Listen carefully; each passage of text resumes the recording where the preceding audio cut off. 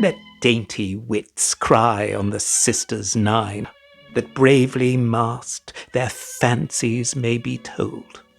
Or Pindar's apes, flaunt they in phrases fine, enamelling with pied flowers their thoughts of gold.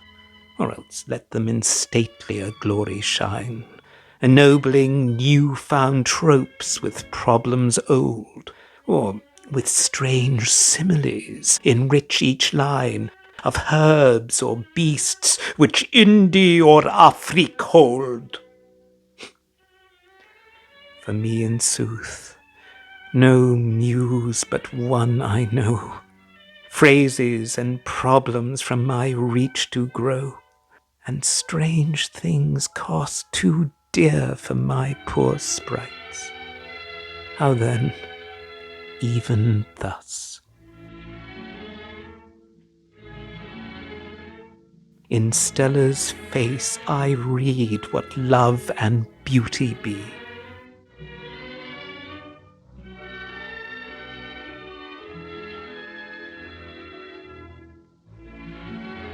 Then all my deed but copying is what in her nature writes. What Sidney did was to create a way of writing poetry that was extremely lively, as well as being very sophisticated. Everybody who was anybody read it. Shakespeare was a very devoted reader of Sidney. Shakespeare just devours this thing. It's the whole language, the whole rhythm of English out of it. As everyone knows, Shakespeare didn't invent his own plots. Of the 36 plays, there are only 2 that don't have a narrative or dramatic source. Shakespeare rifled the Arcadia for pithy expressions and figures of rhetoric and plots. The best known of is from the New Arcadia is a story about a so-called Paphlagonian king. One of whose sons is really nice and the other's really mean. And Shakespeare says to himself, that's it. That's the story I want. Another old guy mistreated by one of his children, wrong about which child was the good child and the bad. So the subplot of King Lear is just borrowed from Sir Philip Sidney's Arcadia.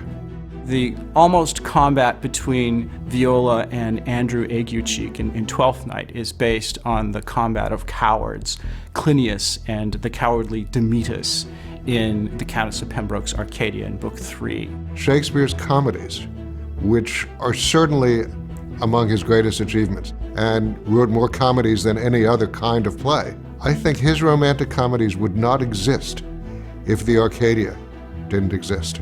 He used literature to explore these moral quandaries. That's exactly what we find in Shakespeare, but the whole idea of doing that in a play, instead of just entertaining the masses with a lot of juggling, is really Sidney's contribution. He's a great stager of arguments.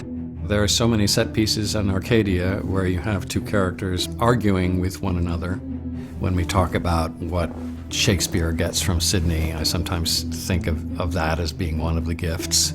Some of those great moments in the plays, like the debate between Isabella and Angelo in Measure for Measure. You want to affect people's day-to-day actions, how they live their lives, how they make decisions. You tell a story, and that's what the Arcadia was about. That's what Shakespeare picks up out of him.